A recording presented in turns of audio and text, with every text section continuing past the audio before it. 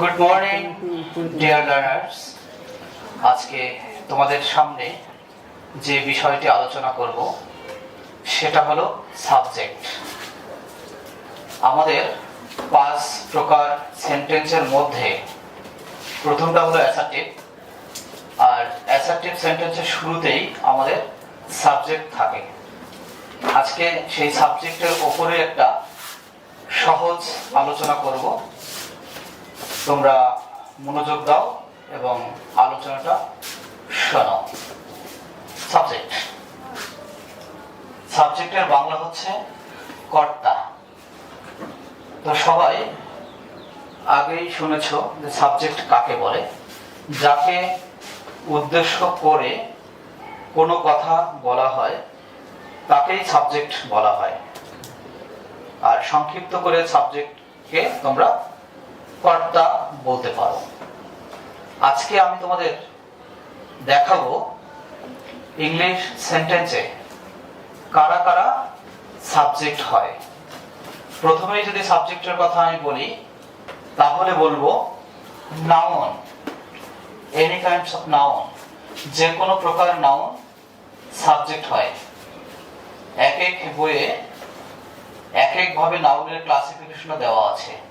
তোমরা একটু কষ্ট করে নাউনের ক্লাসিফিকেশনটা পড়ে নিবা।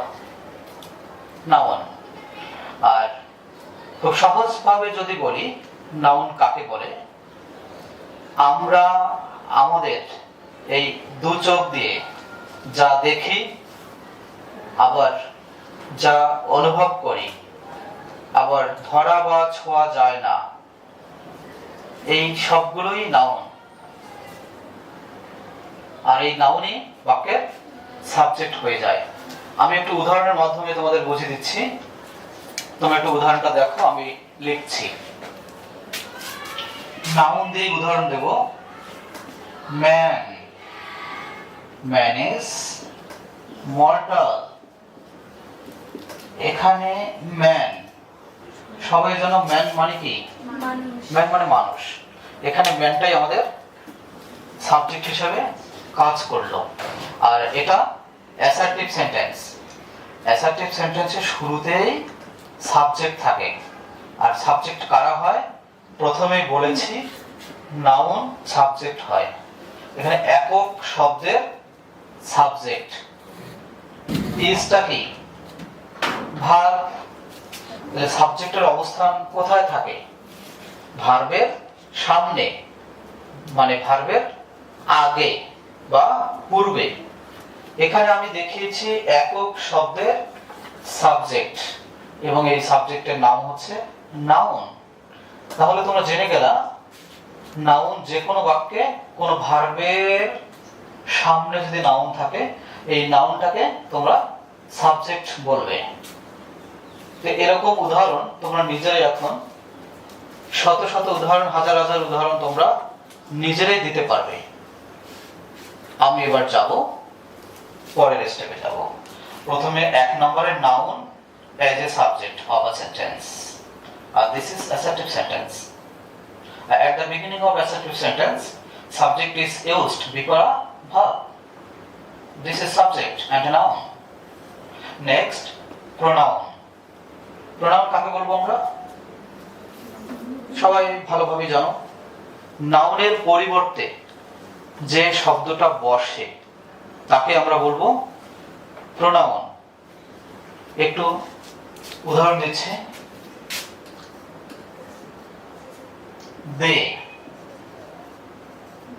they are honest, they are honest। এখানে they মানে তারা। আচ্ছা, তোমরা একটু ক্যান ইউ গেস, এই they এর মধ্যে কি একজন আছে না অনেক আছে? they এর মধ্যে অনেক মানুষই আছে। এই তোমরা সবাই এখানে যে বসে আছো সবাইকে আমি দে বলবো। দে মিন্স তারা, তারা বা তাহারা। দে, দে হচ্ছে প্রোনাউন। এটা সিঙ্গেল ওয়ার্ড, একটা শব্দের সাবজেক্ট। আর আমরা সুন্দর করেই জানি অ্যাসার্টিভ সেন্টেন্সে ভার্বের সামনে সাবজেক্ট থাকে, অর্থাৎ সাবজেক্ট দিয়েই অ্যাসার্টিভ সেন্টেন্স শুরু হয়। তাহলে প্রথমে আমি আলোচনা করেছি নাউন একটা বাক্যের সাবজেক্ট, তারপর আলোচনা করলাম প্রোনাউন একটা বাক্যের সাবজেক্ট। নেক্সট যাব noun phrase. Noun phrase, noun মানে তো জানো, নাম, নেমিং ওয়ার্ড ইজ নাউন। কোন কিছুর নামকে কি বলে? নাউন বলে। আবার আমি এও বলেছি নাউনের ক্লাসিফিকেশনে আমরা দু চোখ দিয়ে যা দেখি সেটাও নাউন, দেখি না অনুভব করি সেগুলো নাউন। আজকে বাসায় গিয়ে নাউনের ক্লাসিফিকেশনটা সুন্দর করে পড়ে নেবে। নাউন ফ্রেজ, নাউন মানে তো নাউন, নাম, আর ফ্রেজ মানে হচ্ছে শব্দ গুচ্ছ।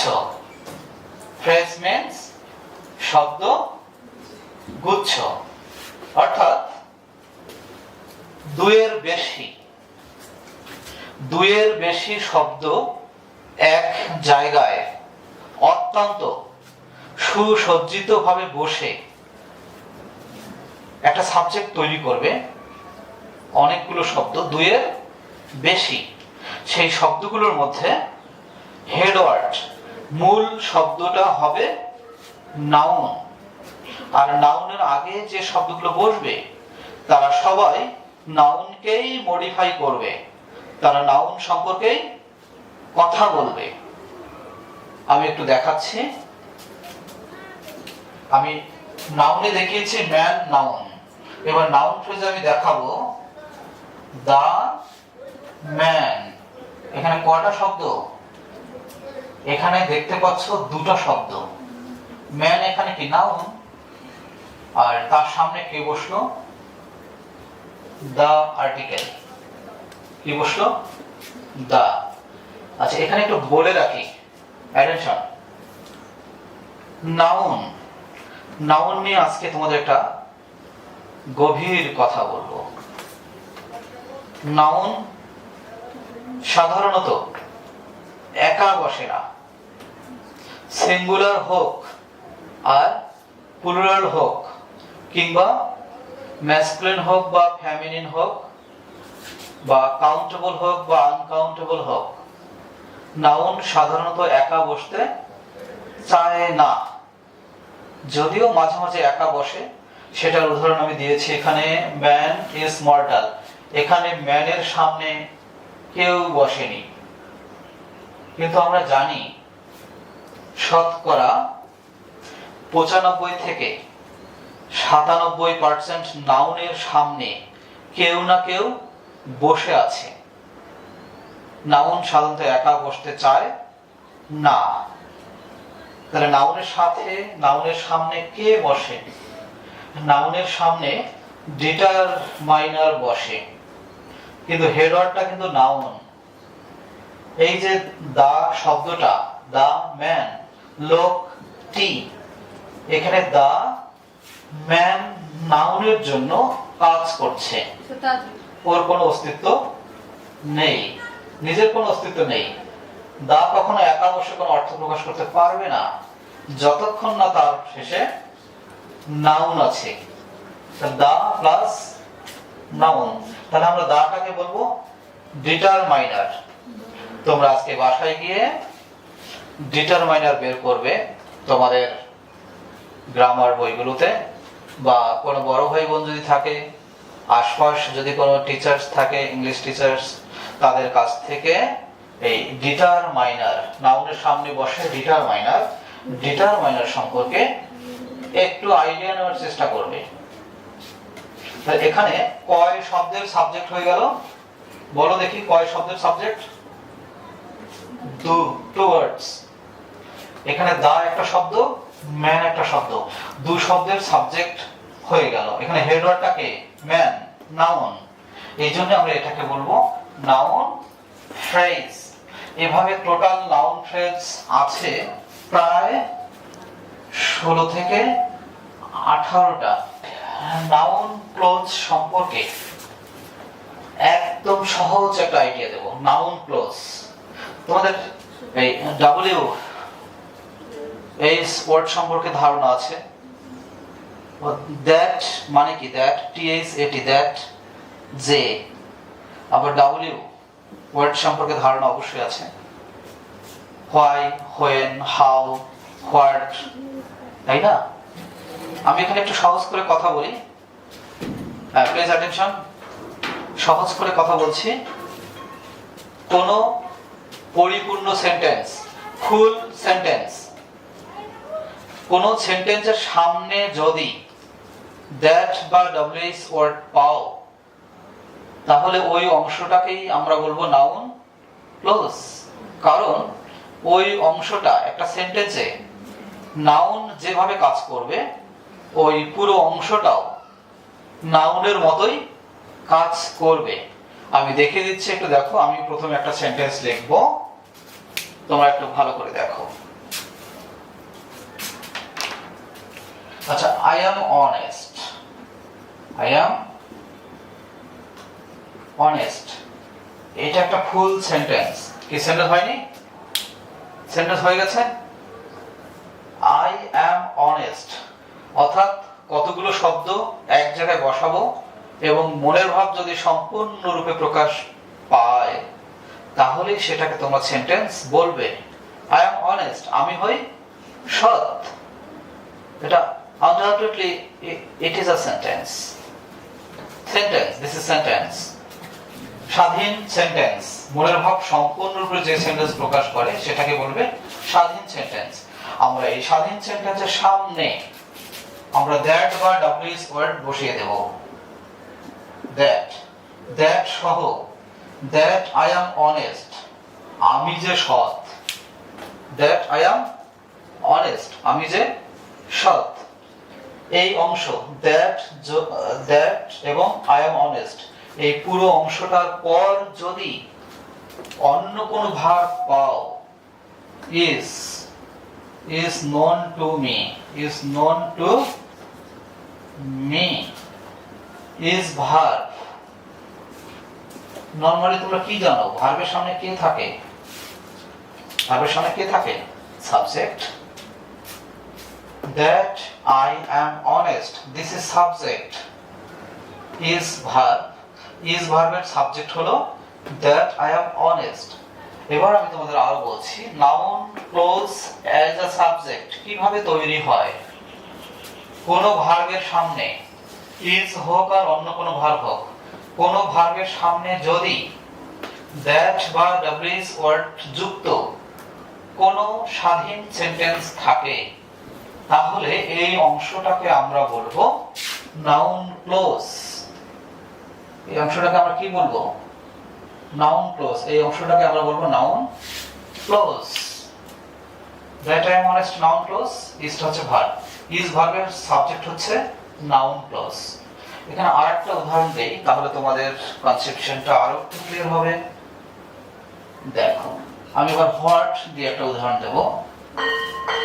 হোয়াট দিয়ে দেখো, what he says to me, what he says to me is right, what he says to me is right। তোমরা এখানে দেখো তো মিললো কিনা। দ্যাট বা WH ওয়ার্ড বলছিলাম, দ্যাট বা WH ওয়ার্ড বলছিলাম এবং এরপরে বলছিলাম একটা স্বাধীন বাক্য থাকবে, পরিপূর্ণ sentence. He says to me, এটা একটা স্বাধীন বাক্য, তার সামনে হোয়াট। তাহলে হোয়াট যুক্ত স্বাধীন বাক্যের পর যদি আরো একটা ভার্ব থাকে, তাহলে আমরা হোয়াট থেকে মি পর্যন্ত এটাকে কি বলবো? Noun clause. এখানে নাউন ক্লোজটা কিভাবে বসলো? সাবজেক্ট হিসেবে বসলো। আর নেক্সট যে তিনটা সাবজেক্ট আরো আছে, এগুলো খুবই ইজি, এগুলো জেনে যাবো। ING form of verb plus extension, ING form of verb plus extension. আমি এটা ওরালি বলবো। Swimming in the pond, swim মানে কি? সাঁতার কাটা। সুইমিং ING যোগ করে দিলাম ভার্বের প্রেজেন্ট ফর্মের সঙ্গে। Swimming in the pond is not easy, পুকুরে সাঁতার কাটা সহজ নয়। তাহলে শুরুতে আমি কি লিখলাম, কি বললাম তোমাদের, একটু লিখে দেখাই, তোমরা একটু দেখো ভালো করে। Swimming, SWIMMING, swimming in the pond is not easy. তাহলে এখানে ইজটা ভার, তাই না? এখানে ইজটা কি, এখানে ইজটা হচ্ছে মেইন ভার্ব, আর মেইন ভার্বের সামনের যে গল্পটা সেটা হচ্ছে ING form of verb plus extension. তাহলে এটাই তো ING form of verb, in the pond extension. শুরুতে আইএনজি আছে, swimming in the pond is not easy, is এখানে ভার্ব। তাহলে ইজ ভার্বের সামনে এই ING form of verb plus extension, এটাও সাবজেক্ট হিসেবে কাজ করে, মনে রাখতে হবে। এবং তোমরা বাসায় গিয়ে নিজেরা নতুন নতুন সেন্টেন্স লেখার চেষ্টা করবে। আজকে আমি যে সাবজেক্টগুলোর উদাহরণ দিলাম। আচ্ছা, আরো দুটো বাকি আছে। এবার আছে 2 প্লাস V1, আমি সংক্ষিপ্ত করে লিখছি V1। V1 এর যদি তোমরা ফুল মিনিং জানতে চাও, প্রেজেন্ট ফর্ম বা বেস ফর্ম, এটা বেস ফর্ম বলে ভালো হয়। বেস ফর্ম ধরে নাও রাইটিং, রাইট হচ্ছে বেস ফর্ম, রাইট। এই রাইট থেকে রাইটস, রোট, রিটেন, রাইটিং। কিন্তু আজকে আমরা উদাহরণ দেব, ভার্বের বেস ফর্ম সামনে কি থাকবে, টু থাকবে। To get up, to get up from bed, early in the morning, early in the morning, is very difficult, is very difficult। তোমরা আগে ভার্ব খোঁজো। is সাবজেক্টের অবস্থান কোথায় থাকে, সাবজেক্টের অবস্থান থাকে ভার্বের সামনে। তোমরা এখানে দেখো, is ভার্বের সামনে আমি শুরুতে লিখেছি 2 প্লাস বেস ফর্ম, মানে V1, সংক্ষিপ্ত করে বললে V1, 2 প্লাস V1, আর বাকিটাকে আপাতত এক্সটেনশন হিসেবে ধরতে পারো। আর এক্সটেনশন সম্পর্কে যদি কারো কোনো কোশ্চেন থাকে আমাকে পরে জিজ্ঞেস করবা, আমি সুন্দর করে বুঝিয়ে দেওয়ার চেষ্টা করব। তাহলে 2 প্লাস প্রেজেন্ট ফর্ম আছে, আর ভার্বটা হচ্ছে এখানে ইজ। ইজ ভার্বের সাবজেক্ট হচ্ছে 2 plus present form plus extension. তোমার বাসায় গিয়ে নিজেরা নতুন নতুন সেন্টেন্স তৈরি করবে 2 প্লাস প্রেজেন্ট ফর্ম দিয়ে। আচ্ছা, নেক্সট হচ্ছে হেয়ার এবং দেয়ার। হেয়ার এবং দেয়ারকে বলা হয় ইন্ট্রোডাক্টরি সাবজেক্ট। কোন সেন্টেন্সে যদি তোমরা হেয়ার দেয়ার দেখো, তাহলে হেয়ার দেয়ারের নিজস্ব কোনো অর্থ নেই। আচ্ছা, আজকে এখানে কতজন স্টুডেন্ট আছো? 4, 2, 6, 8, 12, 16, ধরো 22 জন, এখানে 22 স্টুডেন্টস। এখানে আমরা দেয়ার ব্যবহার করব। এখানে কি ব্যবহার করব? দেয়ার। যে কতজন স্টুডেন্ট আছে? দেয়ার আর 22 স্টুডেন্টস ইন দিস রুম, এই রুমটার মধ্যে, ইন দিস রুম, এই রুমটার মধ্যে। এখানে দেয়ারের কোনো অর্থ নেই। শুধু তোমরা মনে রাখবা, কোন সেন্টেন্সে শুধু যদি হেয়ার বা দেয়ার থাকে, হেয়ার বা দেয়ারের কোনো নিজস্ব কোনো অর্থ নেই। তাহলে আজকে সাবজেক্ট সম্পর্কে মোটামুটি বিস্তারিত আলোচনা, সহজ ভাষায় ব্যাখ্যা করা গেল। এরপরও যদি কারো সাবজেক্ট বুঝতে if you feel any difficulty, আমাকে you can ask me without any hesitation. ওকে, আজকের মতো ক্লাস শেষ করছি। Be well everybody.